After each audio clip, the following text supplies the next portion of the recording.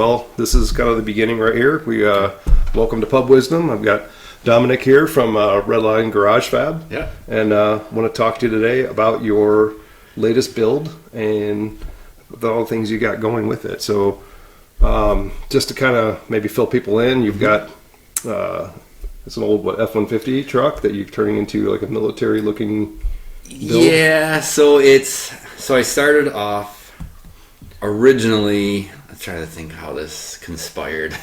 What was the inspiration? So the inspiration started when I found a 40 Ford pickup cab on Marketplace, and it was going to scrap. So of course, car guy in me was like, "Oh no, I can do something with that." I had my girlfriend convinced that nope, wasn't going to do anything with it right away. And then everything else just turned into this ever-growing snowball effect. From there, I guess, I'm trying to think, let's see. On Marketplace, I found a 16 F-150 that caught on fire. And as a lot of YouTube has shown, and a lot of street racing, and even just the world of racing in general, like these regular cab F-150 four-wheel drive Coyote trucks are just getting stupid fast on the streets. I mean, their street name is a Mexican GTR, essentially. I mean, guys will, yeah, I know, and it's I feel weird saying it, but it's everywhere. But I mean, guys it's will slang. We slang. We don't care. Nobody's gonna cancel you here. Yeah. So it's just either the guys are putting Whipples on them or twin turbo kits, and I mean 830 wheel, and the trucks are just stupid fast. So I don't have $60,000 to buy a brand new truck and put a $10,000 blower on it. So I was like, you know what? I'm gonna home grow this myself.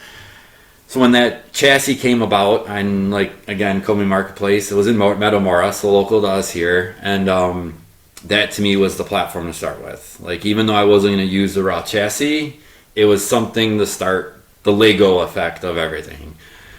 So I mean, essentially the truck is a 1940 Ford Vind pickup, but the underpinnings is all 16F series. So you get the strength of the control arms, you get the strength of the diffs. Obviously Coyote has proven itself over the years. I'm a big fan of the 6R80. The 10R80, I just haven't played with it yet, but I mean, it's the same as the 6L80 and the 10L80, I believe, in the GM variant. Because it's a ZF that combined.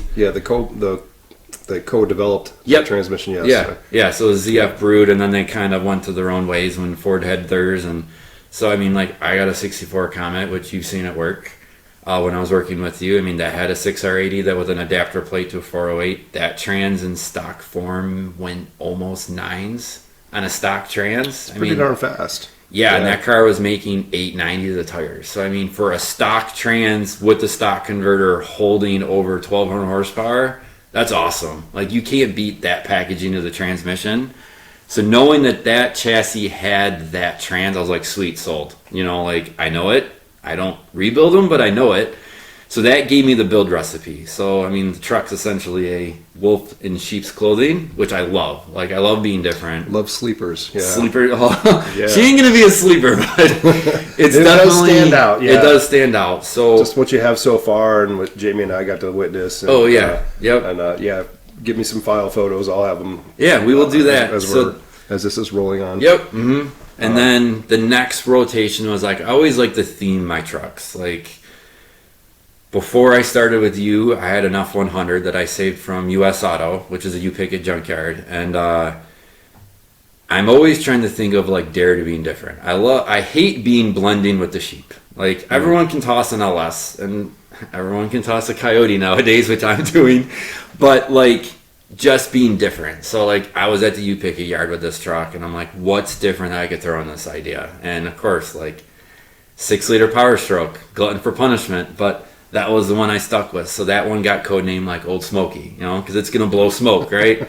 So there was that one. The last one I built when I was working with you was a 79 F600 that I slammed on 22.5 Alcoas, had a big cat motor in it, just like a cool hauler. Truck was a big red dump truck, so big red was what it came, right? So theming them is always, like, I felt was a cool way to tie the build to itself. Yeah. So with this, I was like, you know, like, what do I start with? Like, where can this evolve off of? And I deep down thought of the grassroots of really like that era, you know, like 1940, what was going on? World War II, right? Yeah. So like that kind of helped bring this idea. And Paul Hurley, if you're watching, I collaborated with him, not conspired, but he does all renderings. So he's done obviously my Comet, my F100, my F600. So he was the guy to like, look, these are my ideas. This is the list. Throw it together. You had drawings done before. We had a rendering done before, which we'll toss that in as well. Yeah, and that was really like the blueprint. Like, this is what it's roughly going to look like. And I mean, I'll admit, like, I grabbed some styling cues off some fellow YouTubers, but I'll take that as a compliment if someone did it to me, right? Because that's the way to show, like, hey, this is what I built, and someone wants to grab some of it off. Great, no problem. But like, my biggest thing was all-wheel drive. Like, 400 horsepower in a 3,000-pound truck is a death trap. It's a death wish. So the all-wheel drive was definitely going to keep everything planted better. Potentially better, yeah. If you break all four loose, you're going crazy. Yes, you break all four, then things start going a little crazy. But now that I had the theme down, like Sarge, like that's it. We're going to keep this military vibe going through, in and out the truck, outside the truck. I've always tried to push the fabricating skills to the next level. So, like, obviously, your own personal skills. My personal skills. Like, yeah, we all watch YouTube, and we're always like, yeah, I want to do that. But like, I've always been driven to like do it. Like, I'm gonna figure it out. So it was like, anyone can do coilovers in the rear. How about push rod suspension? Right? It's IndyCar. Really, that's where it's been, you know, the history of push rod suspension started. GTD, I think Porsche might have it. They might not. In a factory vehicle? Maybe not in a factory vehicle. I haven't done the real history of vehicles with push rod suspension. I mean, clearly... I think I've seen those in, like, RC cars as well. Yeah, RC cars have it. It allows your shock absorbers to lay down, and usually for aerodynamic effects or something else. Yeah, it's unsprung weight. Yeah, because that's now brought inside the chassis. Lowering your center of gravity, too, yeah. No, I mean, I go to GTD because that's been pushed recently into our forefront on social media to the platform of everywhere, and you can't miss them. They're sitting right in the back seat. So I wanted to do something different with that. The key theme of it was to do this raw, open concept. Like a street rod, but a hot rod, but this like open-wheeled machine. So it's literally a cab, a grill, that's it. No bed, because I wanted to have everything shown. The only thing that's going to be in the grill is just an air-to-air intercooler, so very just simple. Because there's so much weight up front. So the radiator will be in the back to help some weight transfer to the back. Now, is it a lot of weight? Every fluid gallon weighs something, right? But just, again, pushing that fabricating boundary further. I mean, I built the whole chassis out of, like, from scratch. So back... Yeah, I mean, you've seen it. It's impressive. Yeah, it's an impressive build. It's definitely a feat when you really like are doing it on a garage floor. But I mean, I always try to tell everyone, like, look, as long as you take your time, like, Harbor Freight isn't the best tool store to go to, but it's a store that every common guy can go to and grab the most basic tools to start with. And, I agree. And like, you don't need the Milwaukee and you don't need these high dollar tools. Like, that store has it. Like, for just to do the common stuff in your garage, and that's what my channel's about. Like, I, the average Joe, can just build this in the garage with some knowledge, but that's what YouTube's about. Like, everyone calls it YouTube University. Like, where do we go when we have it? Like, oh shit, like, how do I do my faucet? Where do we go? We go to YouTube. Yeah, that's two good points right there. Like, the first one, YouTube University, that to me is like showing that we're getting closer to Matrix level downloads. Yep. Like, I need to learn how to hotwire a motorcycle. Boop, download, you got it. You could look up a video of virtually anything in YouTube now. Absolutely. Even if you're skilled and you're well versed on something, and I've been around a long time and working on cars a long time, but get on something a little bit new or different, like, just look it up. Oh, that's a trick. Okay. That's a little easier than I thought it would be. Now you got a better reference. Absolutely. And I mean, we all can go to the internet. Like, Google is a great tool, but it doesn't show it. Mm-hmm. You know, like the guy struggling, hand above his head. Now I'm prepared to do this, right? Yep. So that's definitely helped, you know, and I always want to teach. So, like, every blue moon, like, hey, Dom's tech tool tip. And it's just, even if it's a $10 tool off of Amazon, if it helps 3 guys, let's say out of the 1,000 viewers, great. You know what? At least I'm helping, right? And that's been the whole purpose. Like, I mean, going to car shows. Like, if I see a kid that's like Googling over it, get in the truck, sit in it. Like, if that's what gets our next generation into it, why not? Like, that's why we have kids. And it's those kids that keep this automotive boom of an industry going to the next generation. Yep. Teaching them, and that's something you're doing as well. Yes. You get your son in a few of those videos. Yeah, and actually it's both of my kids. I mean, my son, he obviously is the boy. Like, you know, he's the grunt kid, and he doesn't mind getting dirty. Like, I've tried teaching both my son and my daughter. My girlfriend's son, he stays away as well. But, like, my daughter hates the sound, stays away. No problem, that isn't your thing. But my son, I've taught how to weld. He gets in there, and he'll grunt work the truck a little bit. But yeah, I've taught him how to MIG weld a little bit. So he does spark plug art. So he's done airplanes. Awesome. We are now doing figures. So this way it can be customizable. So our pitch right now is, hey, it's Father's Day. Like, we can do a fishing or a golfer. If my kids are watching. Yeah, there you go.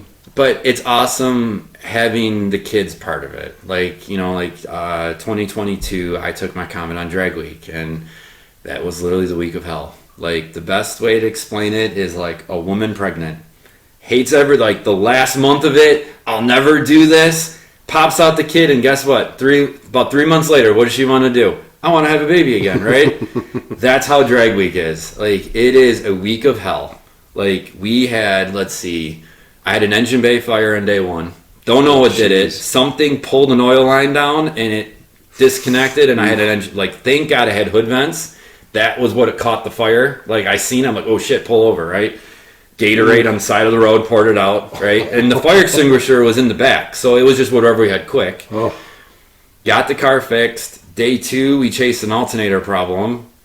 Day 3, I'll admit, Dad, I know you're going to watch this. He was my co-pilot. Directions weren't the best, so he shot me down the road, and I'm like, all right, the directions say, they just ground the road to be repaved, and what do manhole lids do? They stick further up, bottom the trans out, right? Oh, no. Oh, yeah, we killed the trans. Luckily, we were only about 2 miles away from the track, leaving. Across the street was an O'Reilly's. I was prepared. I had a spare 6R80 in the trailer. So at first, I was like, F this, we're done. I walked to the back of the parking lot. I sat down. I'm like, you know what? There's an Enterprise 30 feet down the road. We're going to rent a car, go get the truck and trailer, and I'm going home. I am over this, right? Because, again, that's the Drag Week struggle. Both my kids, my son broke down in tears. Let me guess, probably also a blazing hot day, too. Oh, it was today. Yep, 90 degrees. Of course, that car doesn't have air. So, my kids broke down, especially my son. He's like, this is why we're here. And I'm like, all right, give me a moment. I had to compose myself. So I had to get the pep talk. I was like, look, this needs to be a team effort. We need to get the car up. We need to get the trans out. We need to back in. The faster we work together, the faster, we get back on the road, right? I'll admit, my son was helping, but my daughter got under there. I kept her away from the heavy stuff, but, undid a trans mount. She unbolted the torque converter bolts, retorqued them in. I'll share a photo. Ryan, you're going to kill me.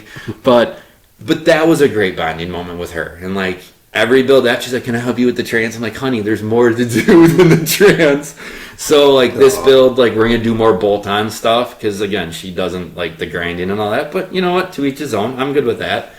But after that, we were chasing a TPS problem. Well, my PCM uses these, that's our fuse. That was it. This 500 milliamp rice grain fuse, right? Jeez. No one carries it. Other than it's DIY Autotune sells these PCMs, and it's like a Holley Dominator. It's called an MS3 Pro. I run their PCM. Well, they use these fuses, and no one carries them. So I called my mom back at home. I'm like, hey, I need you to go to the house. Third drawer from the top box, there's a whole bunch of them. Overnight them to the last track. We will just make passes to say, we completed every day of the event to turn in a slip. This way, at least they're waiting for us at the last track, right? So we did it every day. I wouldn't even put the car in drag trim because I'm like, it's not going to run, but I need to at least produce the slip to say I made the day, right? You get to the last track, put the fuse in, go in the back corner, because I'll admit, and it's a very safe, sanctioned event. Like, you're not allowed to two-step trans brake at all in the pits. Because why? If something happens and someone's in front of you, right? So, Gonna roll. oh yeah, you're done. Yeah. So I went in the back corner, car loaded up on the trans brake. I'm like, sweet, everything's happy. My class gets called, rain out. I'm like, of course, right? I'm like, all this leads up to this, and we get a rain out, right? I'm like, whatever. Like, that was a great memory. Like, I had with them, I had my dad. I know my dad definitely loved doing that with the kids. Like, I even created like this giant poster, and I had every single map where we went. We put the time. I put even my personal time slips that were handwritten on it. Cool. I cut off all the bands, and then in my head, I'm like, right here. So I gave it to my dad. I'm like, here, you know, like, you were the main grunt of this. Like, the kids helped, but like, I couldn't have done it without you. So that was cool. I love doing that with him. And I mean, I really, like, I owe it to him. Like, because obviously, like, where do we get this from? Like, the generation before, right? So, I mean, it's been cool. Like, definitely the auto industry definitely has its... No one says the car industry is easy, and especially hot rodding. In fact, yeah, I kind of similar. Like, I was younger. I'm like 4 years younger than my middle brother, and I was still playing with RC cars. Mm-hmm. But I'm dissecting them, rebuilding them, and I'm like, God, all our friends bringing them over. Like, that's where it all starts. We're like combining these things. I'm making like quad monster trucks out of these things. All while my brother and my stepdad are rebuilding his Camaro. Yep. They're pulled the engine out, transmission, and they're rebuilding it. And my stepdad's making him go through everything, clean the entire engine bay. And I just watched that whole process because I was there. I wasn't helping, but I was there. I was kind of watching. I was doing my own thing. So, like you're saying with the other boy, it's like he's kind of there. Yep. He's probably going to absorb something. He's going to start getting into it, maybe in his own way. But through that, you know, watching my brother's car progress inspired me. And then by the time I got a chance to go to high school auto mechanics. So I got to take 2 years of high school auto mechanics. And then I got my first car with my Chevelle, and I'm like, yeah. So, once again, kind of like everything I'm doing here, shoestring budget. But back then, 350 Chevys were abundant and very, very economical to build. 350 Turbotrans. The car itself was just made for cruising. Where did we get the 3/4 race cam from the 350 guys? Yeah. So, and then back in those days, man, if you had a car, you were talking about 800 horsepower. If you had a car that was, 450 horsepower in the street, you were just the guy to beat, Yeah. But escalation over the years, it just kept going and going and going. I feel that 400 limit lived for a long time. It did. Like, if you made 700, that was like an insane number. Yeah, you were a pure drag car. Oh, absolutely. But I feel like when it cracked like 2,000, that's when it just was like, the handcuffs were off. It just took off, yeah. Oh, and it wasn't like a slow, hockey stick curve, yeah. The curve was insane up. Like, I mean, like, how old are you?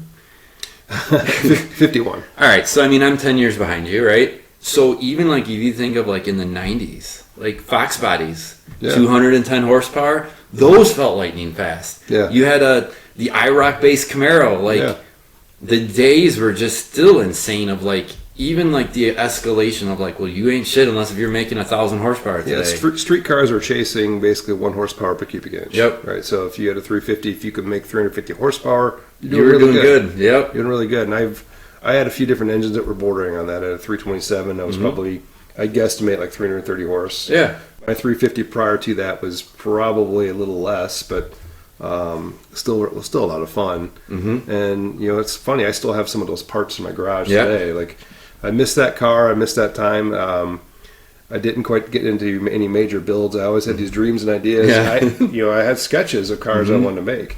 Something like what you're talking about with your truck body. I wanted a Chevette body on a G-body chassis, That'd be cool. chassis, and then put a 350 or something in there and just maybe narrow it or do whatever. Just something crazy like that. But I never just really had the resources to do it. It's like... I would come home. My parents had a nice house, but it was just a 2-car garage. And my mother would come home, and I would sneak the car in the garage and ripping the engine out. And next thing you know, she opened the garage door. What the hell? And you're like a scared squirrel, like, oh, what do I do? Like, And mother would be so pissed. She's like, I better not see an engine hanging from that tree in the yard. So I've been very blessed with that. So like, I've been raised a blue blood. Ford, I am ingrained. I am a Ford boy to the day I die. Not that I don't noticed. Yeah, but it's not that I don't respect any of the other brands. Like, I mean, the LS is a great platform. The LT, which is now becoming the new powerhouse for GM, great platform as well. I am just very like I'll throw an LS and a Rambler, but I am not the one that'll do like an LS and a Ford, and I'm not going to be the other guy that's going to put a Coyote in a Chevy, right? You're not going to do that sacrilege. Yeah. So, but living that, and like my parents are definitely both into it. Like, like I grew up at like Super Ford Nationals growing up, going to drag racing events. Like that's where my dad got his Galaxy. Like I remember being vaguely at that. Was I? Yeah, I might have been at that car show. There was one car show, it was in Columbus. I got stung right here in the earlobe, being on Dad's shoulders, but that was like back in the day when those car shows were like packed, right? So growing up in that, like we'll call it like the Ford Performance era of my uncles and my dad, like I just fell into it, right? So with that, like like she's got two. Like mom's got a '70 Cougar Boss 302 Eliminator car, like nice. super rare car, and those are sweet. Super sweet, and like they didn't want to buy a Boss 302 at the time because Boss 302 prices were stupid high for a Mustang. So I was like, hey, like this is the same thing and it's different. So she got that. Dad's got a 64 Galaxy. Mom just picked up 2 years ago a GT350, a 17. Oh yeah, I mean they're not slump cars at all. So having two parents that at least understood it, where yes, Dad was a little more loose, like come on, let's do this, or Mom was more the financial, like hey. We'll lay it down a little. You got other stuff to focus on. But like, Mom, again, if you're watching, she gave up her garage spot for my car. And I got mine. So like, at least like that good allowed. Mom. Yes, good mom. So that allowed me to at least. No offense to my mom. But like, then that paved the way for me, right? So I had a spot. The car could get worked on. Like, I don't think So my Comet was literally my first car. Like, I bought it when I was 14. That was like baptism, communion money, like all that bundled. We went and got it. It was a Lapeer car, so it was local. I think within 6 months, it was down to just the unibody waiting for the new suspension because the Comet shared the Mustang. Well, actually, the other way around.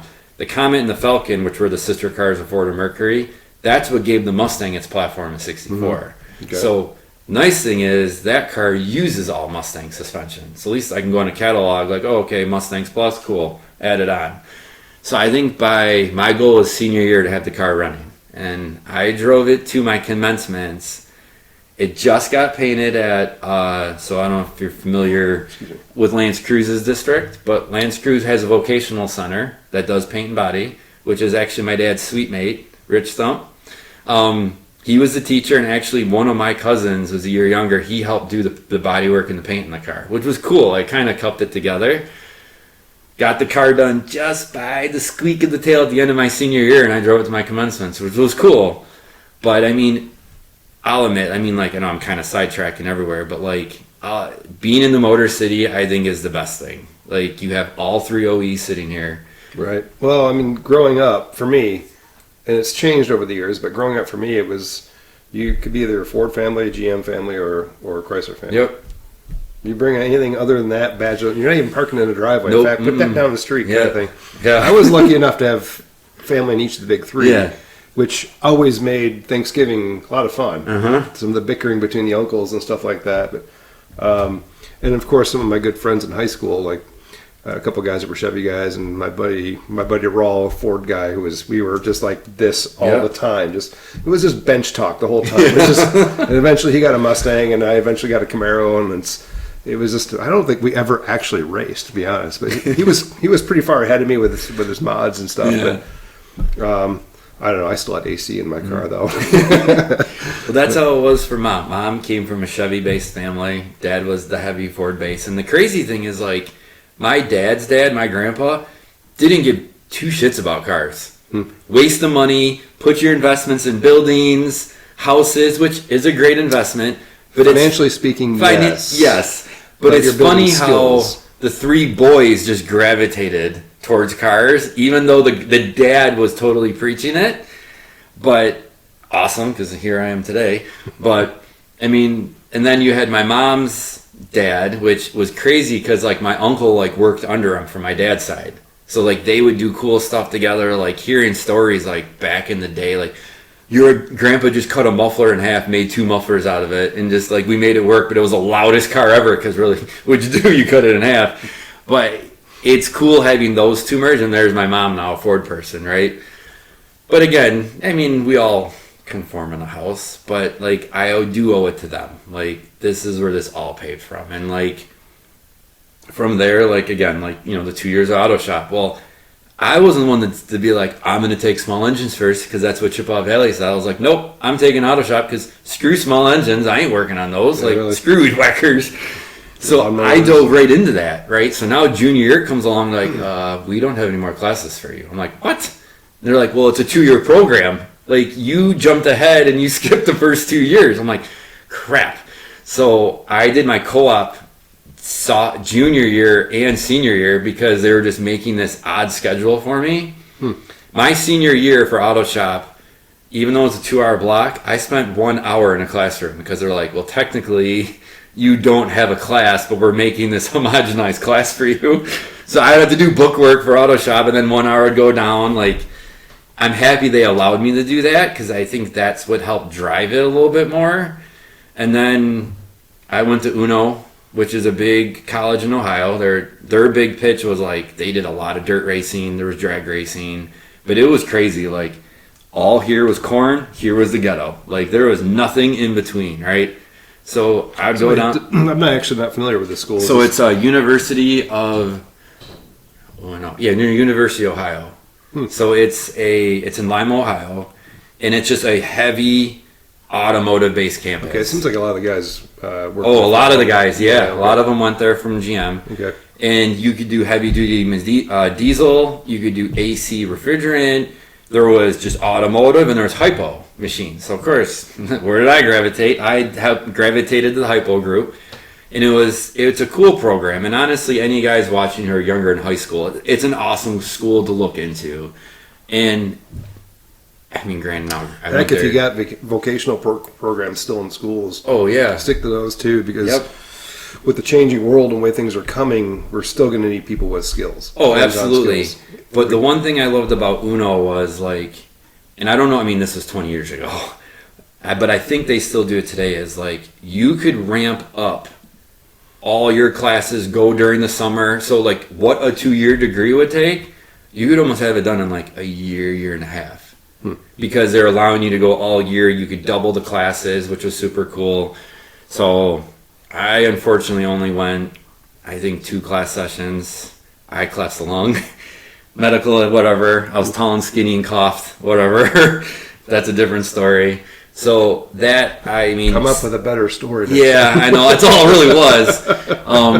Got in a knife fight. And I know. I rolled out of a Trans Am and just coughed. John Wicked him. No way. Oh. But I mean, if you look at a white teenage boy, and that's what it is. That's how the doctors told me. Like, when you grow really quick, which I'm worried about my son, your lung just stretches like bubble wrap, and it's just not getting pulled really, really tight. All it takes is that cough fatigue, and it collapses the lung. So whatever. I'm fine today. Everything was great. I mean, that paved a different way for me, and I'm very happy it did. Like, I mean, yes, I would have stayed on the path, stayed at Uno, and kept going. But this path, the doctor scared the shit out of me. He's like, well, this side could happen, or where the two come together could tear. I'm like, who the hell tells a kid the moment he's right out, like, you get the clear green light to go drive again? Like, so I was like, no, I'm not going down there. Like, if this happens again, like, there is jack shit for a hospital down there. It's all ghetto down south. Like, I'm 3-4 hours like away from home. Like, and they're scaring the crap out of you with this kind of news. Yeah, I mean, my parents were against it. They're like, no, you will go. Like, there was a moment I just pulled over and I just sat and I'm like, I'm not going to school down there. Like, but of course, like, as a child, because I mean, that's what you are still when you're 18, right? Yeah. That just like mentally screwed me up because I'm like, you know, granted, like, down there has changed a lot. And if it was today, I would have had a problem because today is like, oh, dude, the booming growth down there is insane now, right? So today, no problem. So sorry, Uno, if I tainted it a little bit. But, like, but again, like 20 years ago, everything's changed, right? But from that, like I came home, I worked at the Ford dealer, I just farted around for a little bit, but I had a door open. Dad knew John Kiley, which was head of SVT at the time. Ford was working with Chulainn, who built Ford GTs, which had their shop in Troy, Michigan. So he's like, hey, my son, guess what I started doing? I was building Ford GT in 05, 06. So a door closed, but a new door opened. And that definitely, I feel that's what really escalated my growth of where I became. Like, I would work these 8-10 hour days on the line. The guys in the fab shop are always working, right? Because they're like, oh yeah, we got other shit to do, or we're behind, right? So I'd go back and like, hey, I'm a 18, 19-year-old money-hungry kid. I'm like, hey, can I come back here after hours? They're like, yeah, man, no problem. So I was learning how to MIG weld on like bumper carts, fender carts, or going through the paint shop. They're like, well, it looks like shit. We don't care. Like, it's not like it's going on a chassis. So I would go back there and just play around. Like, you know what? Yeah, welding with scrap metal that's actually, because the other thing I did in high school, I had 2 years of auto shop. I also had 2 years of welding. Mm-hmm. And we also had a 2-year machine shop program, which I really wanted to get into, but I couldn't get into it. So unlike you, I had filled up all my classes out there that I could, but I couldn't get into the one I really wanted. Yeah. Regardless. So I learned a lot of stick welding and then some MIG welding. Yep. And then just a little bit of TIG welding, but it wasn't until I got on the job. Yeah. And it's like, I really want to do TIG welding, so I started just playing with scrap parts. And that's the best way to do it. Because I was scrap bins, so it's like, okay. I eventually got to the point where, hey, I can weld cast aluminum, I can weld cast iron, cast stainless. I'm like, I'm getting pretty good with my welding skills. Yeah. And even working with turbochargers. Yep. And, it's like I started becoming the go-to guy for, hey, this turbo, we need that to fit that engine on the dyno. I'm like, no sure. problem. Yep. Cut that flange off. I can weld it up. Like, yeah, I'll make that thing work, and it works well too. So yeah, I mean, now luckily I had the great option that I took 3 years of metal shop. Like to me, there's always like that one teacher you had in high school that like sticks out, and he was the one that you remembered and really like gave you the life lessons. And I tell everyone, and they're like, really, he said that? Or I get the ones who are like, yeah, that makes sense. So like every day. First day of class, you would draw this stairs, right? And you would draw one guy on every step, and one guy's peeing on the next guy, right? Well, unfortunately, the guy on the bottom's standing in it, right? He's like, where do you want to be, right? And that always stuck out in my mind. Like, that's true. Like, you want to get the guy at the bottom is just taking the shit from everybody? No. Like, no one wants to be that. Shit always rolls downhill. It does. I mean, unfortunately, we all have to start there, right? Because we can't be the silver horn. We got to be the green horn right away. But like, plus, you wouldn't get the same level of respect if you didn't start from the absolutely, bottom. Yep. And honestly, like that's what I tell my kids. Like, look, take the crap, take the grunt, put in the work, and you will do the growth. And that's where the respect comes from, right? With a whole lot of hard work, you'll move up to next to the bottom rung. Absolutely. But hold on, I'm gonna say, Jeff, take us to a commercial break, and we'll be right back. Come on, Jeff. Let's go to a fake AI commercial break.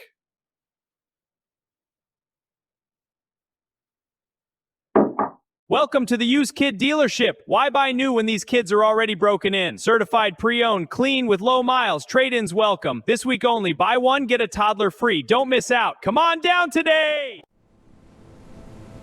Elevate your business. Maximize profits with strategic growth. Contact us today and grow your success. Welcome. Today we're unveiling a revolutionary strategy. This will boost your sales through subliminal persuasion.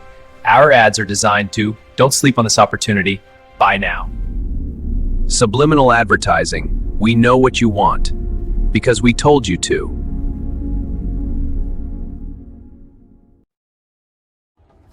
Welcome to the party store.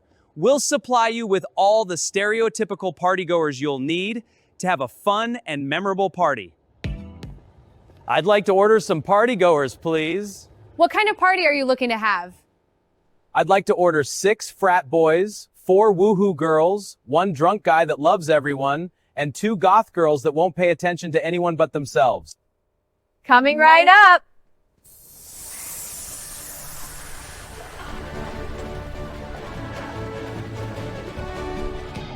Woo! Party time! Yeah, drink up! I love you, man! I love you all! No thanks.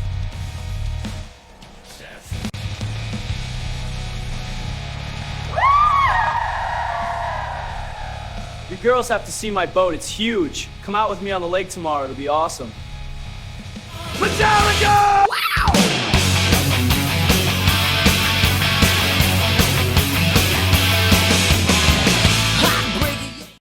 And now back to pub wisdom. Hey, we're back with grassroots Joe Rogan interviewing grassroots Chip Foose.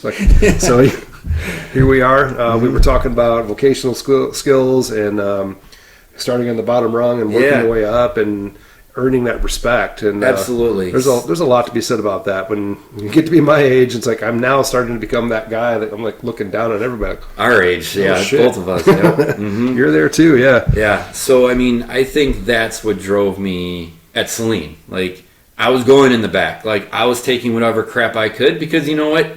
They're the seniors, right? So you know what? If I can absorb as much information from that senior guy, absolutely. Like, it's just gonna help me, right? So I was a sponge there constantly. Like, I was working. Like, I remember 05, what was going to be the 2006 New Year's, right? Ball drop. I was actually at work until 10 o'clock getting the North American Auto Show 4 GT ready. Like, we were just throwing that car together, like with bubble gum and duct tape, because that's how all those cars were put together, right? And all my friends were like, where are you? We're getting like hammered. I'm like, I'll be there. Like, I have something more important I'm taking care of. Like, so I've always had like that. Like, my hobby or even my line of work has always taken a precedent, unfortunately, over this, but that's a good thing. Where my friends were always went out to bars.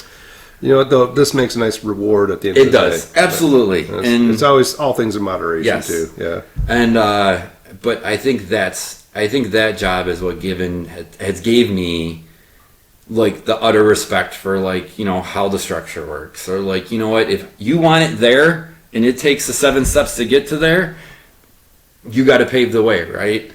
I mean, from that job, like, I started at the bottom. I was building clamshells because I was 18. I was a Joe Blow, right? The rest of these guys were like, I have buddy Sean, Justin, like, I'm still in talks with all them. They were all 4 or 5 years older than me, right?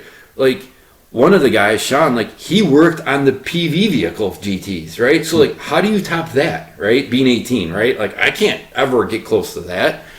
So I wanted to be with those guys, right? So I go with my boss. I'm like, look, I want to be there. He's like, well, you got to learn the whole line before you get there, right? So that was my goal. Like, I tunnel visioned it. I got to that point and finally got to the point where, like, any low production run, right? There's always going to be mishaps on the line, right? If it's a bolt that snaps off, well, the line's not going to stop. Production quota's got to be met, right? So I founded, in a way, this like repair section, right? So anytime there's a car that had an issue, they'd build the car the best they could without that spot. It'd come to me and I'd fix it and get the car back together, like almost putting Humpty Dumpty back together. And then the car would go off to Wixom, right?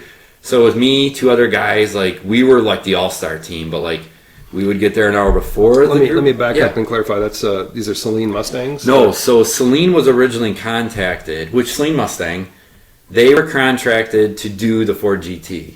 So the Ford. I'm sorry. Yeah, the Ford GT. Okay, yeah. Now they actually built some Chulainn Mustangs in house there, other than in, I don't know where in California, but you know, because that was their main facility there. But Chulainn got the contract or the bid. They won the bid to build the cars, right? Just like how Multimatic today builds the current GT.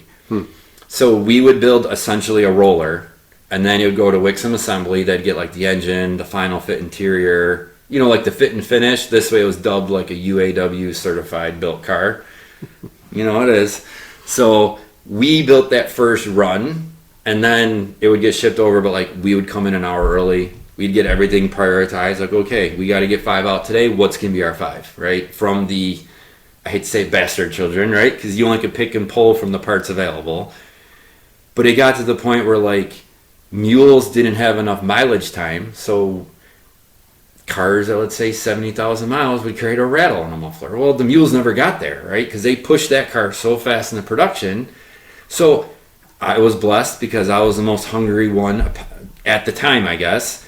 I went to a VP for Microsoft in Seattle. We did some update work on his car. I'm not going to say what because I don't So know if they shipped you out to on location to fix vehicles? So we went to a VP Microsoft all the way out in Seattle. They flew me, a Ford engineer, and a Roush tech to do some technical work. And then I forget what the last guy did, but like we went there, we did updates on his car because it was like, you know, the high-end clients, right? You want to take care of them. And then actually we then flew down to California and worked on Jay Leno's car, which is sweet. Like I had a personal tour of his garage. Jay Leno wasn't there. My goodness. But Bernard, his like second guy in charge, gave us the full shop tour. Awesome. He's got an amazing collection. Oh, absolutely. So if any of you know the car, it's a Tornado that's got a CTS V underpinning. That car was like in prototype fab stages while we were there. Because I'm walking around, I'm like, what is all with all these torque tubes going on, right? Well, that's what Corvette has. Mm-hmm. They were homogenizing this. There was all these front-wheel drive axles because that's what the Tornado had back in the day. So they were in the middle of putting that car together, right? But I mean, like, down-to-earth group of guys. Like, I mean, being 18, 19, I'm like, this is sweet. We walked around through, like, the pre-World War era cars, like the big Duesenbergs, which that's, like, a whole different car. Like, yeah, those things are monsters. They're monsters. Yeah. And it's crazy how they went from, like, this very, and then they went to this. Very beautiful, ornate cars. Those were, like... They're, like, rolling works of art. Yeah. And then, obviously, we went through the cool car collection. You know, like, I'll admit, like, walking in front of a McLaren F1, like, I mean, I'm 6'4". The car comes up to like right here. I was like, whoa, it's that small, right? Because you never see one in public. So that was super cool. Another car I definitely knew of that he had that I wanted to see was a Shogun. And if you remember early Taurus show with the V6 Yamaha motor, yes, he took that engine and the transaxle and put it in the back of a Ford Festiva. Oh, wow. And they called it a Shogun. Okay. So this way it was rear-wheel drive. But it's still... rear engine. Yeah, because they took the whole transaxle and put it in the back. So that was sweet. So, I mean, yes, collapsing the lung, not finishing college. But now, like, having... Set you on a different path. It set me on a totally different path. I mean, I went away to Western, did a little engineering, but I'm not a school guy. Like, as much as I wanted to push for it, my mind was always elsewhere. Like, I'd be thinking about a car. You're probably a lot like me where you're on the job kind of learning. Yes, absolutely. You find something that interests you. You get hyper focused. Yes, and I want to use my hands to learn it, not a book, right? Yeah. Kids, if you're actually going to watch this, do not listen to me. But not necessarily. Not necessarily. No, I mean, school isn't the only way to learn. It isn't. And hands-on actually solidifies things. Yes, for a lot of people. but there is a little bit of schooling we all need, you know, and that's the fundamental. I always tell my daughters, like, just you're going to school to learn the academics. Yes. Everything else in life, that's up to us to teach you. Exactly. Yes. But I mean, like, from there, like, I've always had this drive to stay in the automotive industry. Like, no matter what it was, like, that's always what driven me. Like, my goal was always to work at Ford. Why not, right? I'm a Ford guy. Now, I've been everywhere else but at Ford. Other than, I think the closest was the Ford GT program. Even though I was at an off-site Chulainn company, that was the closest. I mean, like, I remember walking around at the time, like, Chris Theodore, which was, like, one of the chief operators of Ford, was walking through, right? I mean, you know, you're like, oh my God, like, that's a god, right? Because, you know, like, it's a CEO status. We'll fast forward and we'll come back. But, like, 2 years ago, there's this car show in Petoskey-ish area. And it's called Cars and Boats, Boats and Cars. It's a very high-end car show. And I think the count was a lot of that window. But we were there. It was pouring rain. My son had to go to the bathroom. And lo and behold, there's Chris Theodore, right? I'm like, no shit, like, that's him. So I was like, hey, I don't know if you remember me, but, like, I probably didn't ever say hello to you, but, like, are you Chris Theodore? And he's like, yeah. I go, I worked on the Ford GT assembly line, and I remember he's like, oh my God, like, I don't remember you, but, like, I appreciate you, like, remembering me, right? He friend requested me, like, 3 days later. So, like, oh, nice. That feels cool, you know, and even for a kid to feel that, like, that's sweet. So, I mean, going now back, because I can be scatterbrained, but, like, that always paved the way. Like, I mean, from there, I kind of down dug it because 2008 kind of really messed everything up here in Michigan, especially being the automotive area. I was lucky enough not to be in here in the state by that when that happened. No, I mean, the ripple effects were felt everywhere, but Michigan especially was hit hard. So, like, I was doing, so my mom still works there at TRW, which is now ZF.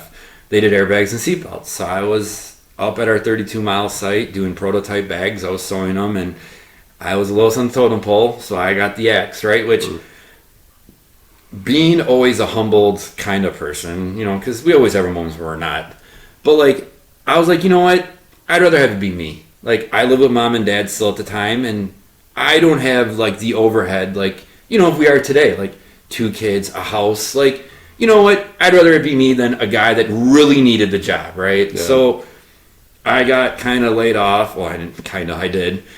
But again, having a great family, like I had a cousin at the time that did concrete, so I lived the concrete life for almost 2 summers, which, I'll never do that ever in my life again. That's a hard life. Heck yeah. And for those guys who do construction, like that is a whole different level Total of respect. Yeah, total respect. Not that it's not a job for everyone, it is only a job for a niche group of people, because only a niche can actually do that job.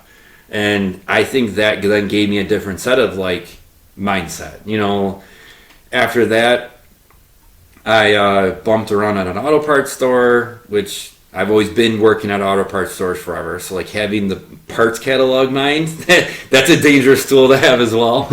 And then Constantly piecing things together. Yep. It's like, oh, I could use this and that. oh yeah, that's a dangerous mind to have. And then after that, like it actually full circled back.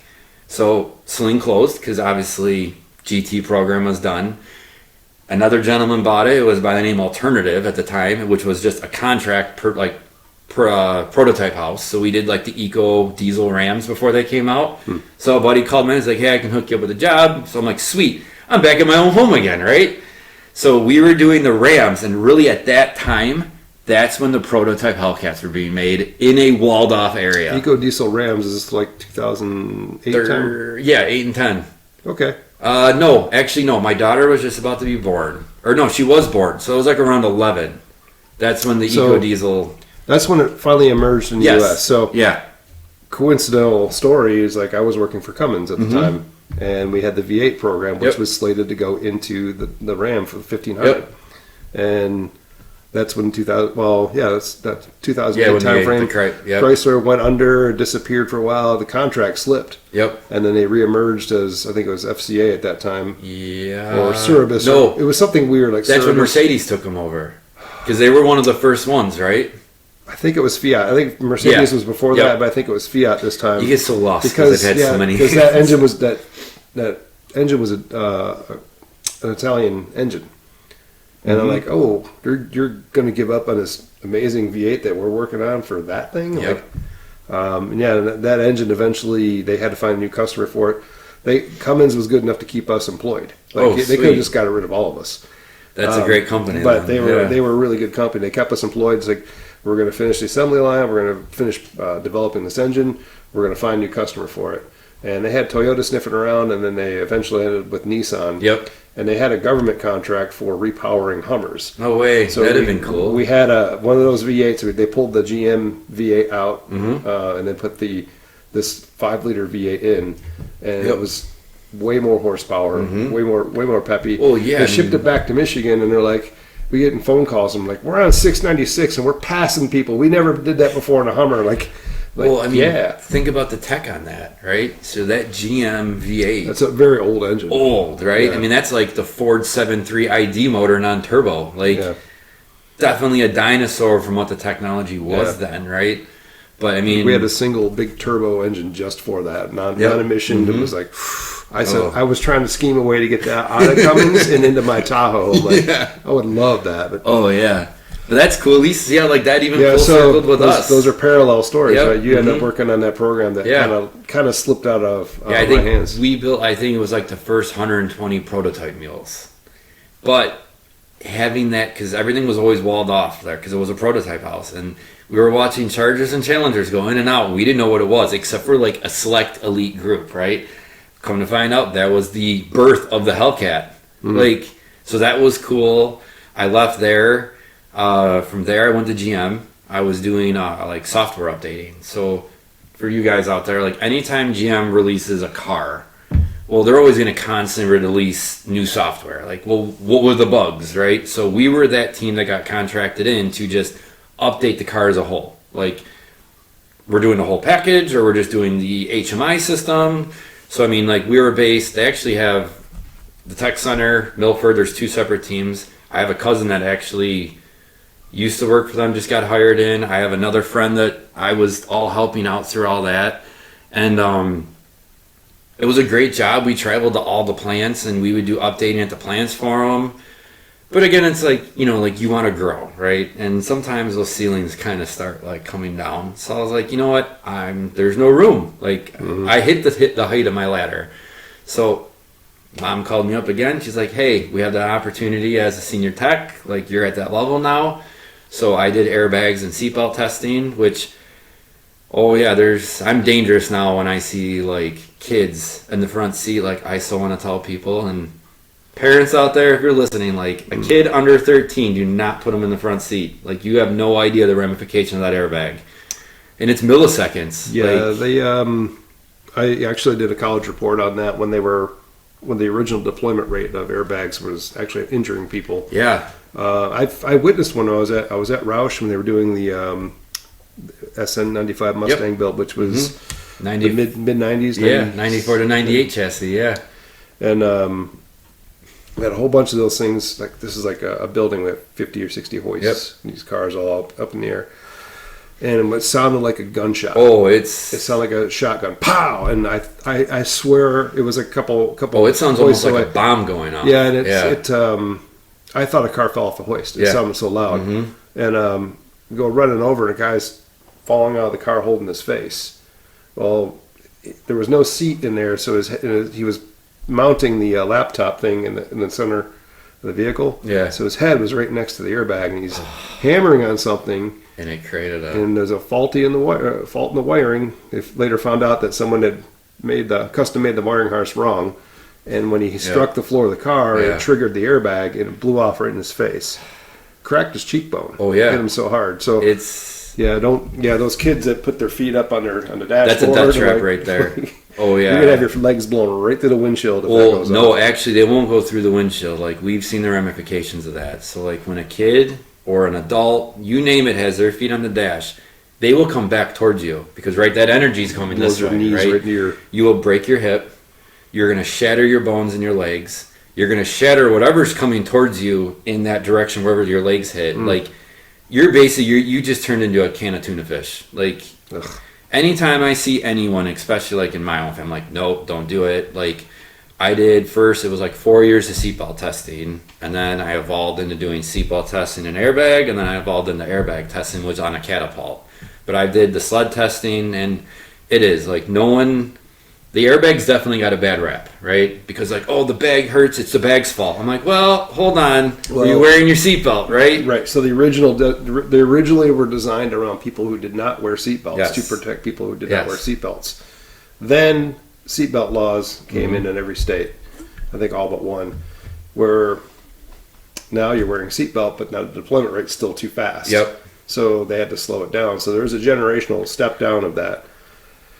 I still don't like them. No, so knowing the back end, right? So now what it does is, so you clearly have, right, your airbag is going to come towards you, right? Well, now what the belt is doing, and it's got a pyrotechnic in the retractor itself, and there's a pyrotechnic in the anchor, which, so for everyone, the anchor is now when it goes down to the floor. Now what the goal is as the bag's deploying, everything on the pyrotechnics end on the seatbelt is actually helping you pull you back. So now you don't meet the bag like this. You meet the bag as it's coming with you, so it's not as violent. And now with the newer vehicles, because obviously there's always that split window of technology, right? Now with the vehicles, and I think it's 2000, and I'm not going to quote a year because I don't want to be that guy, but a certain year split start putting weight sensors in the car, right? Yeah, all technologies are different, and they all advance differently, so there's a window. Yeah, there is, and I don't want to quote a window. Yeah. But now the weight sensor, because we did what was called out of position testing, right? So we would just lay a dummy on the seat, right? And fire. We would lay the dummy the other way because we need to learn how the dummy reacts, right? I mean, we've had dummies that are $40,000 up to $1 million dummy, right? Because you need to record femur data, head data, chest, ribs, right? So we had, I think his name was Thor. Like he was the $1 million dummy that we had to rent to bring in. The guy had like 35 channels. Like he had this umbilical of just data channels, right? But that's the data you need, right? But the weight sensor, that's what helps tell the airbag, like, hey, there's a 5-year-old in there, or there's us or a female that's, which they'd call like the 5th percentile, like, and what that does from there is it'll adjust the firing time. It'll delay the airbag a little bit. The deployment rate for a 200-pound person is different than a 120-pound person. Absolutely, yep. And those are all requirements that the OEs require. Like when, let's say we'll use GM as a benchmark, right? GM will say like we want a female, a child, the 50% male, and a 85% male, because they need to see all that data too. Mm-hmm. So being part of that, like the respect given to a bag, like I tell my kids, like, sorry, like when they're 10, I'm like, you're not sitting up there. Like, I get it, it's cool to sit in the front seat, but like you do not know that loaded gun that's sitting behind that seat or that airbag, right? Like, is it worth it? Like, I know I don't get an accident every day, but it's always that one if, right? Yeah, like, even kids is great. I mean, to warn your kids, and if you really don't feel comfortable, back seat with them.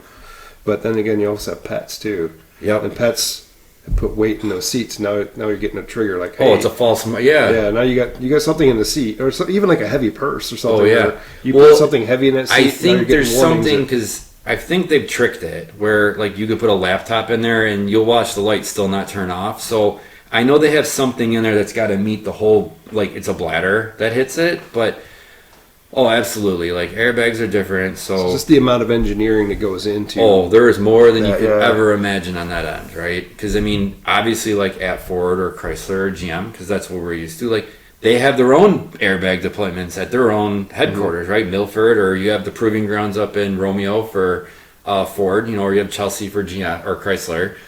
But I mean, that's insane. So I mean, obviously, same thing. Hit my ceiling there. I even tried going up engineering because I'm like, well, I just want to be a designer. Like I love drawing, especially on CAD.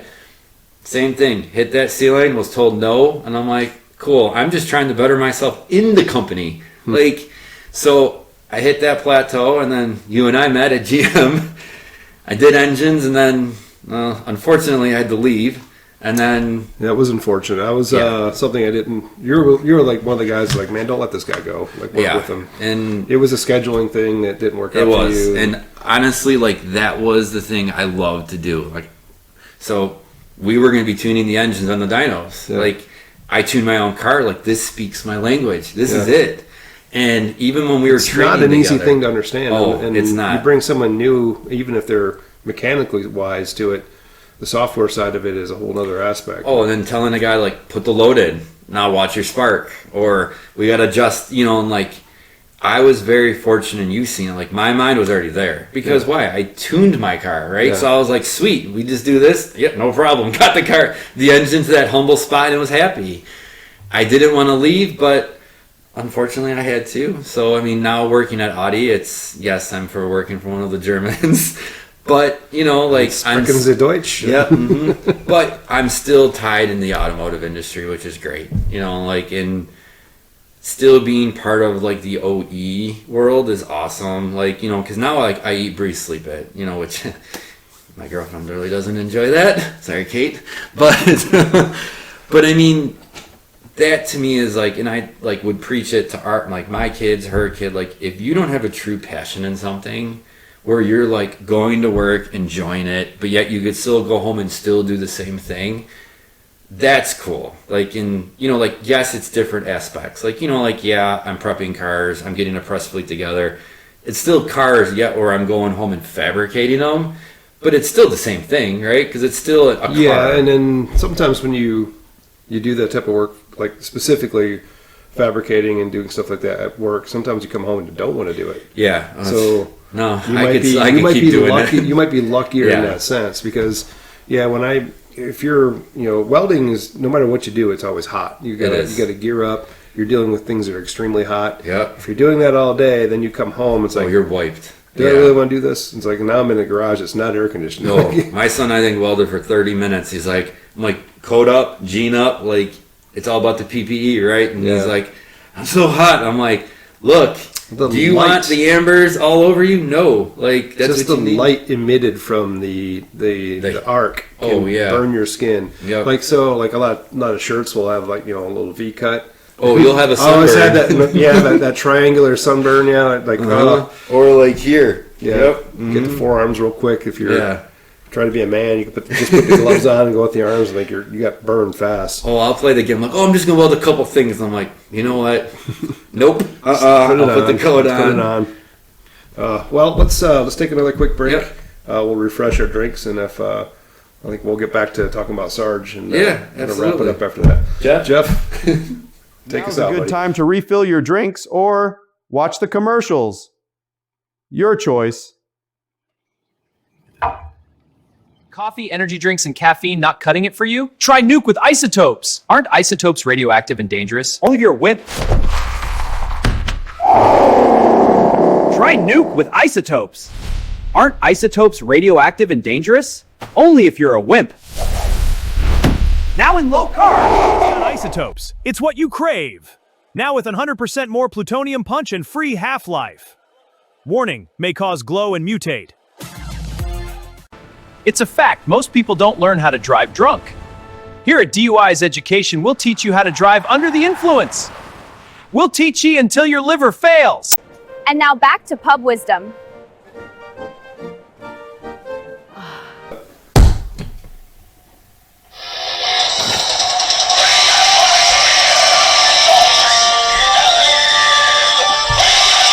That's my intro song. All right, welcome back to Pub Wisdom.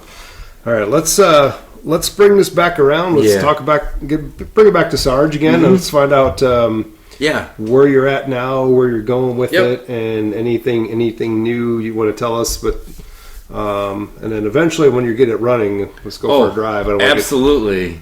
But yeah, So, bring us up to speed with where you're at, and then where you're going. Yeah, so currently Sarge is a 100% rolling chassis. Painted, done, the cab's on. It's sitting on its own suspension. As you've seen, the engine's in there. So, like, the main chunk is done. Like, my goal is to actually have a working steering wheel because I've been just pushing the car on dollies. So my goal this weekend is to get from the steering rack up to the actual column. Every day I always create like this checklist in my mind because now being on YouTube, like, how do I create content? So I always try to like, okay, this weekend we have a set bar. The next weekend I publish it as I'm doing the next content. My goal is within the next, I think 2 months, I think is very lenient, is to have it actually running and driving. So I've been creating a checklist. So planning that out, Yeah. and then videoing it while you're doing it, and then commentary on it. That's a lot of extra work. That's a lot Other of than work. just like planning it out and putting a nose at the grindstone and getting it done. Yeah.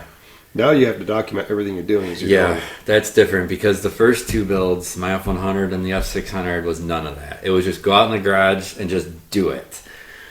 And then obviously, like, my small group of guys, of people and friends, like, you gotta go on YouTube, like, document this. So, like, retraining my mind to stop, talk, like, is very hard, especially getting used to it. And you're very aware of it as too. Like, Oh, yeah. it's different when I'm going to use you guys as a camera, like talking to a camera. Like, you know, Yeah. like, I just want to do it and then show the car when it's done. So having that, like, it's definitely like you got to put yourself in a calculated rhythm, right? Like, okay, we'll do an intro.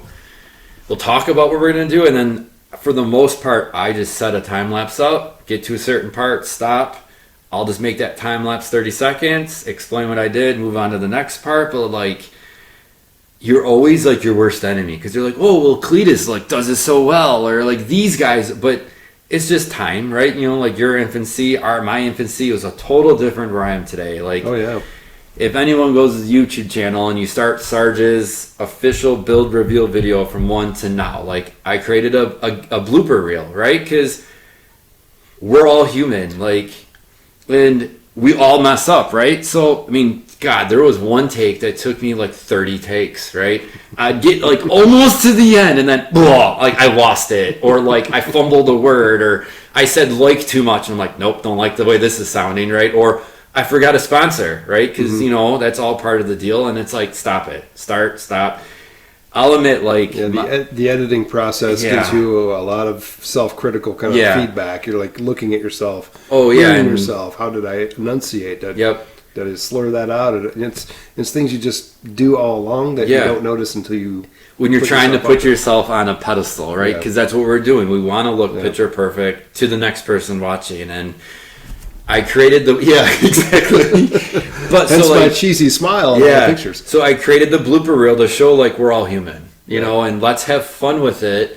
Because like think about like when we watch Step Brothers, what's the part at the end where they're all messing up and like Oh, yeah. we laugh at that part. So like the best is like if I can laugh at myself and like you know what, like I still had a great time doing it.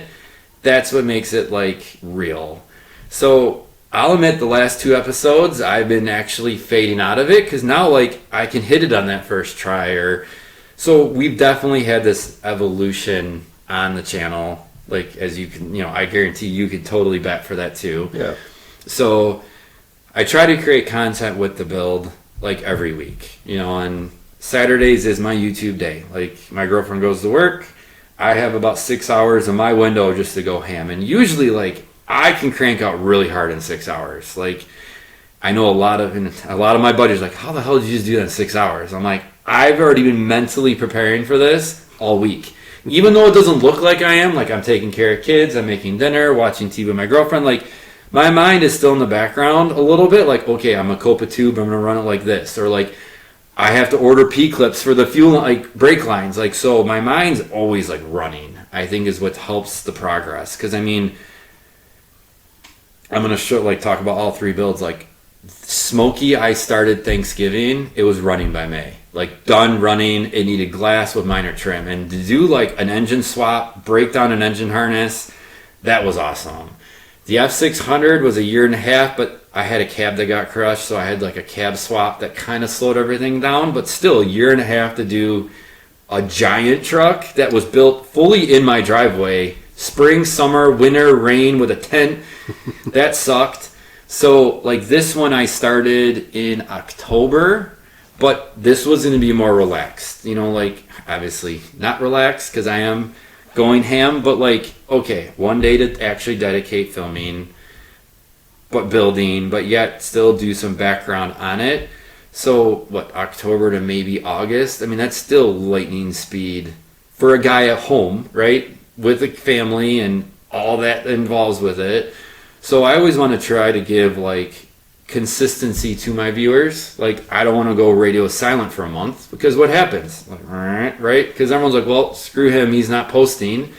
Because the algorithm proves that, right? Yeah, posting consistency keeps you at a level. Yeah, yeah. And it's great, like because we can see that in the back of our YouTube channels, right? Like, okay, like you've had it consistent, and this is where your views are going, right? And we want to keep that consistency for the viewers, because you know what? If Joe Blow's enjoying watching my videos, or I'll admit, I got a cousin Dominic in New Jersey. Every day he watches it. When I post a video, I get a photo. Love this. This was great. Like, because he knows every week that video is hitting live, either Monday, Sunday, with it too. That's what I try to help with. So I'm trying to create.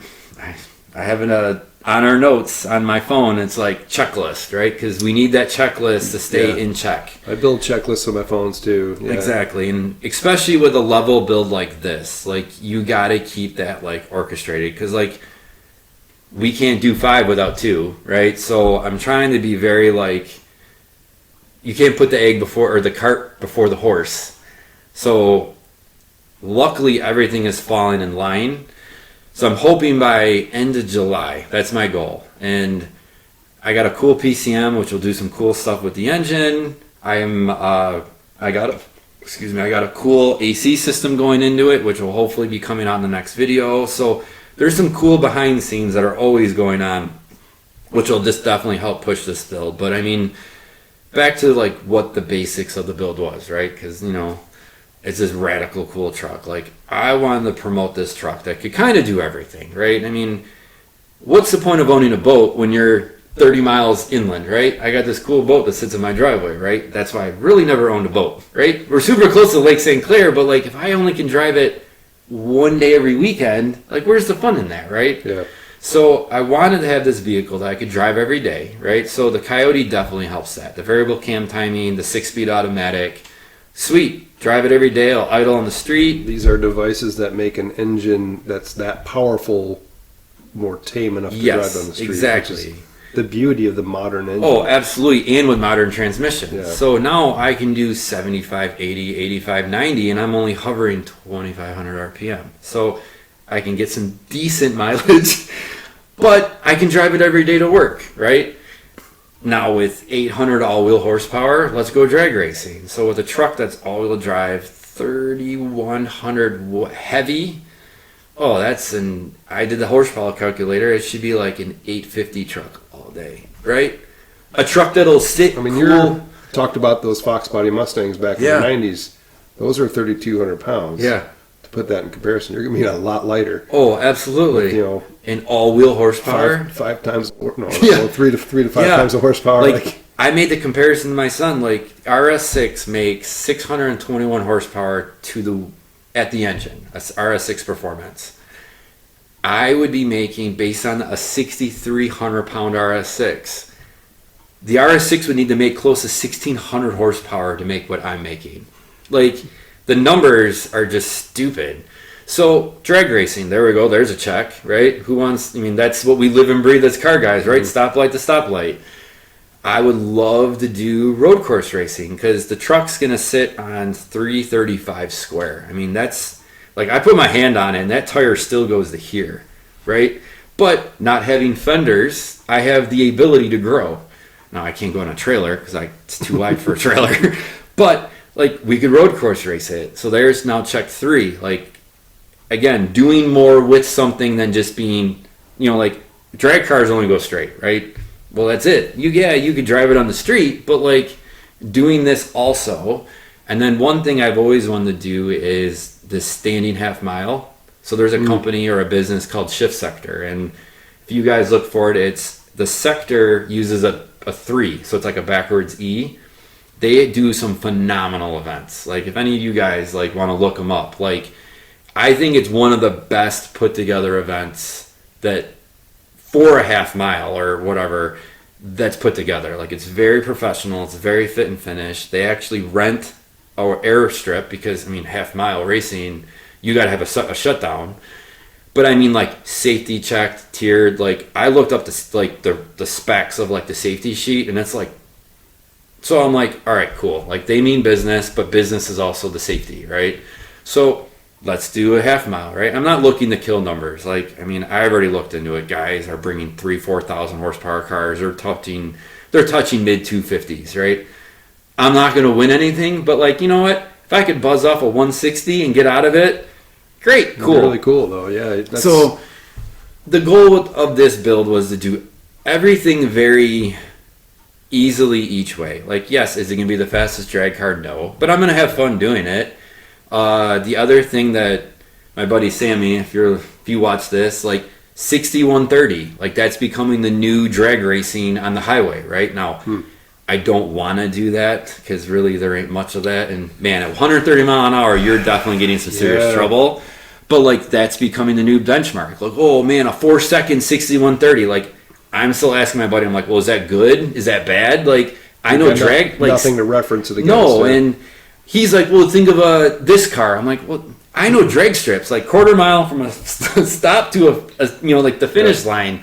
So my goal, if I could just do one little hot little 6130, like, if I could hit a low 4-second, which is cooking, which I should do faster based on the weight, like, cool. But the able to do a little bit of everything, but yet build it in the garage, like, that's the main goal of the truck. Like, prove that a guy can do it, teaching a little bit behind it, but also, like, if I'm at a Cars and Coffee or car show and I see some kids, like, eye dropping over, like, get in the truck, sit in it. Like, I just didn't build it for me. Like, I want you to take photos in it because, again, like, what pushes the next generation, right? Like, feed that more to the next generation. A little bit of inspiration, yeah. So what you're doing is really cool because you're documenting your journey. Yep. You're building something with family, and you're all doing it together, which is really cool. Even if they're there part time, they're still going to remember that for the rest of their lives. Oh, absolutely. And you're kind of like, you're not, like you said, you're not just doing this for yourself. So those are all things. You're doing something that's greater than yourself, which is a beautiful thing to see. God, if more people could just think in that light. Yeah. And there is, and it's crazy how like that automotive car group, there is a lot of great guys, that are part of it. I mean, we worked with them at GM. I work with some at Audi, and there's always some bad eggs that always sometimes ruin it. Like, I'll admit, like, I'm working on my truck in the garage, and this burble tune that's became this new stupid craze, and I'm sorry if I upset someone, that's all I hear going across 23 Mile from my house, and it's a V8 car, pop, pop, pop, pop. I'm like, okay, this is the reason sometimes why some people aren't liking it, so there's always going to have some bad apples that'll always, and it's... So that to me, okay, I was thinking about this earlier, and I've never quite, as a true engine guy, someone who's gotten in and built engines and tuned them, I've never liked Harleys. And I probably started thinking about it. Harleys are built in a manner and they're designed in a manner for their sound, purely for their sound. That's it. Yep. Which is problematic when you're looking for performance. Yep. Because it actually works against you. Yeah. So now you're focused on the sound of the engine, right? Where, And so, but an engine that makes really good performance is going to sound good anyway. Yep. Harleys have their unique signature and it's patented and everything. So I get it, but as a real engine guy, it's not what I'm looking for. No. And like you're saying with guys that do weird tunes like that, it's like, yeah, okay, that's a sound, but it's not like... Well, if you think of like where it came from, right? Well, what's really essentially a verbal tune, right? It's just basically the moment you let off the throttle, it's still rich, right? Well, race cars do that. Yeah. Because why? There's no emissions. They're at flowing a lot of full fuel, tilt, and they're flowing fuel like crazy. So when you got like a 700 horse car, it's gonna have this like when you let off, and I don't mean to hate on anybody, but like there's always little things that will make a good group. There's always that one person that can like fray it, right? Well, like diesel guys too. Yeah. And worked at Cummins and did a lot of diesel tuning, and that when you're blowing black smoke, you're overfueling. Overfuel. You can't make any more power. You're just dumping more fuel, and it's unburnt fuel. Yep. So the rolling coal guys, they annoy the crap out of me. And it's like, first of all, diesel smells. Yep. Yeah, it's not the best smelling. I've never been a fan of diesel. I've been, all the hot rodding stuff has always been gasoline. Yep. I worked for Cummins for 5 years. I worked for BorgWarner Turbos for 5 years when that was mostly basically diesel stuff. So I keep getting drawn back into it. Yeah.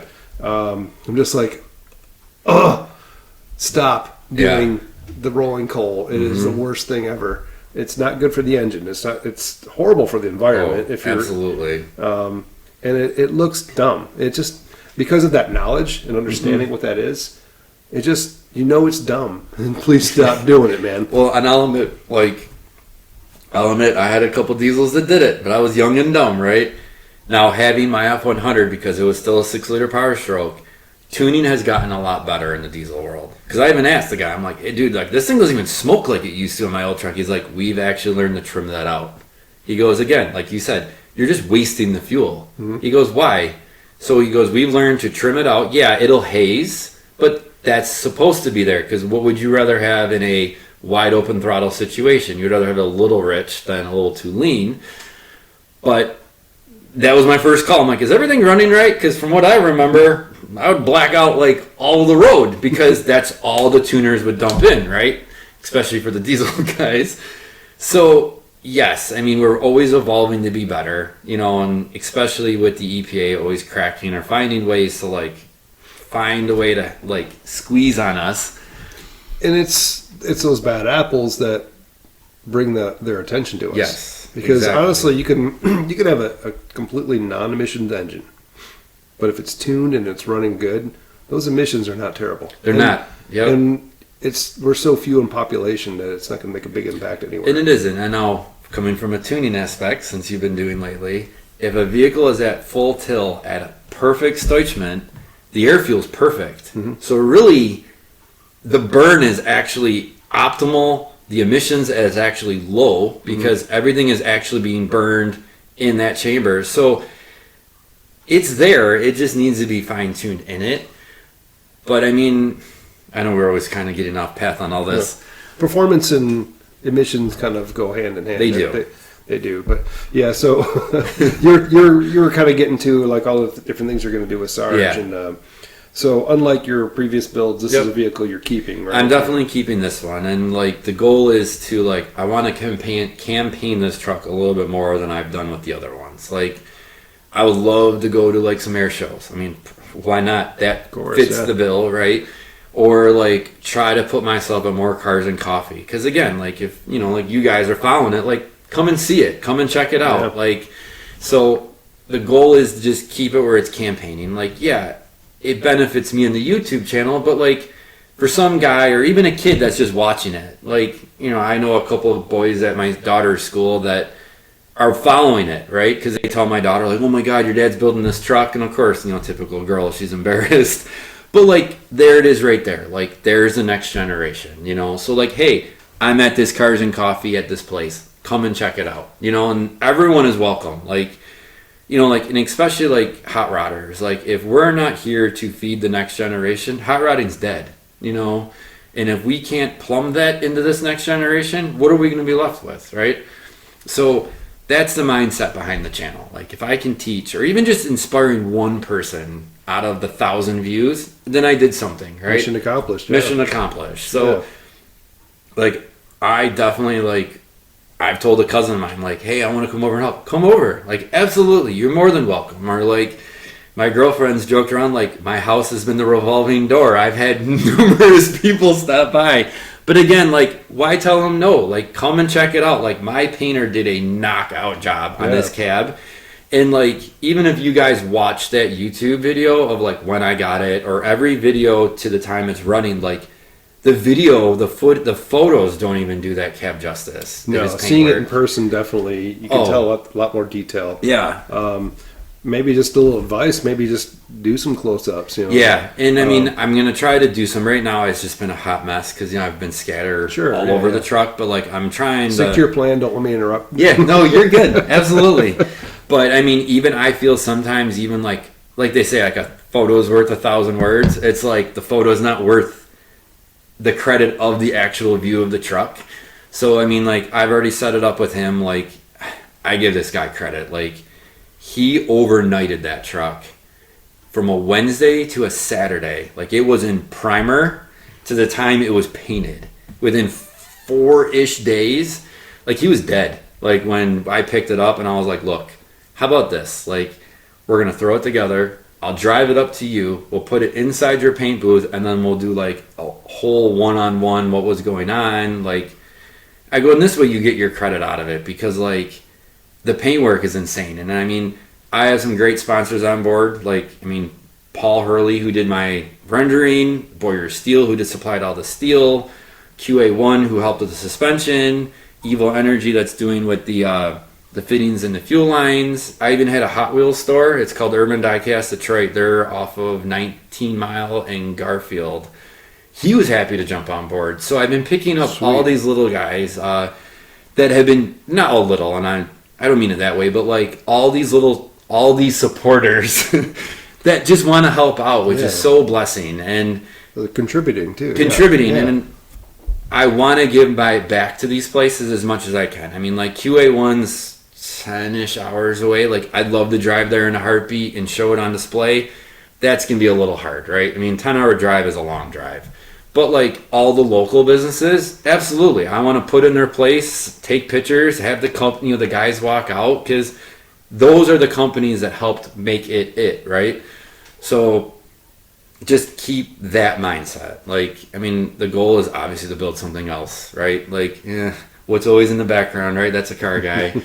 I mean, I think so from what you remember, my white car, my Comet, I sold the engine. I was just sick of small block Ford leaks, old technology. So I think I might just revive that car. It's been sitting in my dad's trailer for the last 2 years. I feel bad, but I'm like, well, at least it's safe.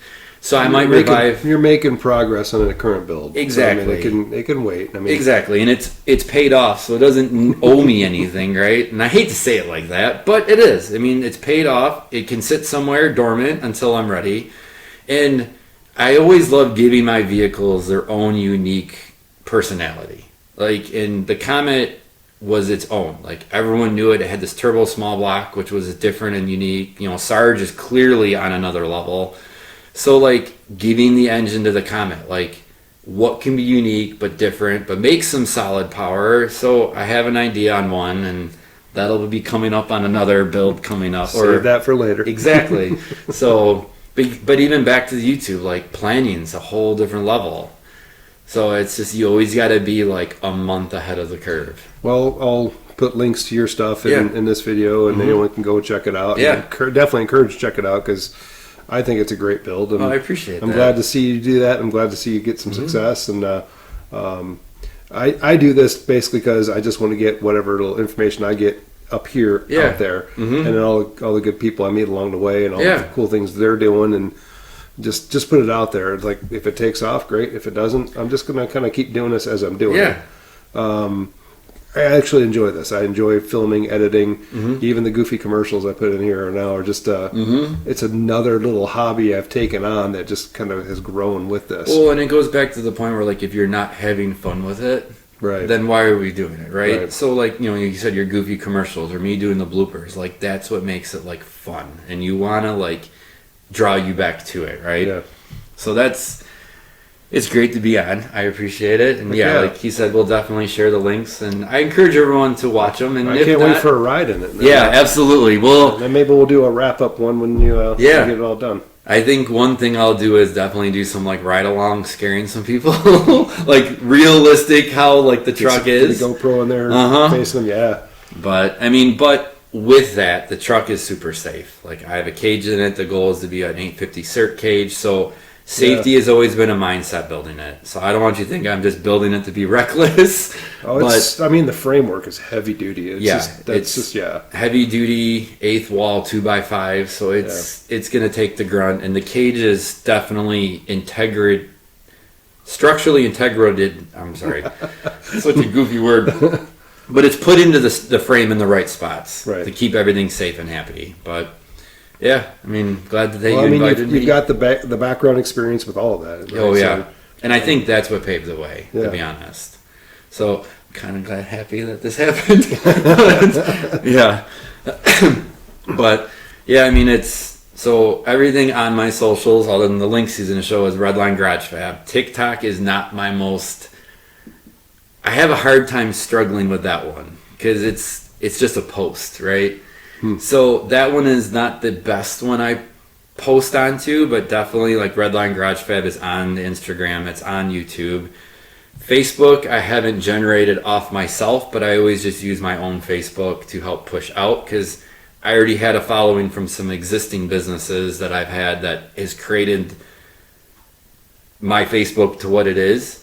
But I mean, all I can say to you guys is, like, if you have a passion in whatever it is, I mean, it could be woodworking, even just making paper airplanes, like, give it 100. Yeah, give it 100%. Like, because if not, like, you just never know that potential of that excitement or that drive. Like, you know, it could be even simple as like making desserts. Like, I have a nephew that loves baking. Like, that's awesome. I mean, whatever your craft is or whatever excites you, give it 100,000%, because we only have one life to do it, right? Right. And I always say with our phones, it's like we have the world's information at our fingertips. We do. It's right here. Use it to make yourself smarter. Yes. Right? And you go to YouTube University, and we have AI tools that help us out now. Exactly. I've used ChatGPT for rendering ideas, concept ideas, and that's a great tool. I mean, even with that, like, yes, AI could be the death of us, but there's definitely some good to it. AI is a whole different subject. I've raised the alarm on that a few times. I'm learning now, just newer information coming in, and part of what I like to say is, like, I'm not set on my mind isn't set on things. I'm learning new information about AI. It's probably a lot more hype than we realize. Yeah. It's becoming a great useful tool, but I don't think it's going to quite reach the heights that Terminator proposed. Hopefully not. No. So if there's well, it was funny. I was pulling the Tesla out, and I was summoning the Tesla to me at the hockey rink. Jami and I are out there at the hockey rink. I started summoning it, and it pulls out, and there's a group of guys tailgating, Yep. and they saw that car move without anybody Yep. in it, Oh, and they they were freaked out. And they're like- like, I was going to throw something at it, and I was like, do not throw anything at our AI overlords. Yep. Uh-huh. It sees you, Oh, it yeah. will remember you, I mean, and it will target you first. New gen Audis are starting to do it. So, yeah, I get it. But So- don't be afraid to use the tools. No, use the tools to the greatest good. Exactly. So yeah, I've like I was telling you about the commercials I make. I will throw an idea at Grok, and Grok will script it for me. I'm like, Yep. I'll either adjust some things or tailor it the way I want to, and then I start loading it up into the Imagine side, and it starts generating the videos for me. I'm like, this is great. Yeah. I mean, I can now have my most creative ideas come to life very quickly, and it's like, this is really good, and it satisfies that need for me to hit that creative itch. Well, like, I have the great Gab, or I have the great gift of Gab, right? I can talk no problem, but composing an email, nope. So that's where like ChatGPT came in. I mean, because like, again, like with the sponsors, like if I just type mine, I will get thrown out so easily because I just can't type. So there's an awesome tool, like even helping someone just making a presentable email. Like I just plugged in like, this is what I got, this is what I'm doing, this is a proposal of what the vehicle is. I mean, that gave me an email that I never could type. But you know what? In this modern age, like you gotta look professional, or it's gotta be a well-written email, right? So even using that just to help you write, you know, is a great tool. You can, you throw out your idea, and then it'll structure it for you in a better manner. Yeah. And then you can always adjust from there. You don't have to take it for what it is. Yeah. So yeah, for that, definitely it's a great tool. It is. So there's some good with it. Hey, so we're ending on a good note here. Yes. I've gone down the AI path before, and it's just like, Terminator's coming after us all. Like, like I'm starting my arsenal of weapons here, you know, just because I think machines are going to just take over everything. But I hope not. Look, no machine's going to take over the guy in the garage that turned a 20-minute job into a 3-hour job. That'll never happen.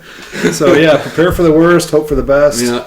You know, get those hands-on skills going, because I think a lot of the white-collar kind of stuff is probably the most susceptible to AI kind of cutting jobs. Yes, absolutely. So once again, we're going to rely back to blue-collar guys, hands-on guys, and stuff like that. So we're going to be on top of the world soon. Yep. You watch out, people.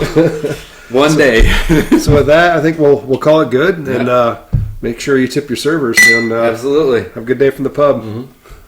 Thank you for watching Pub Wisdom.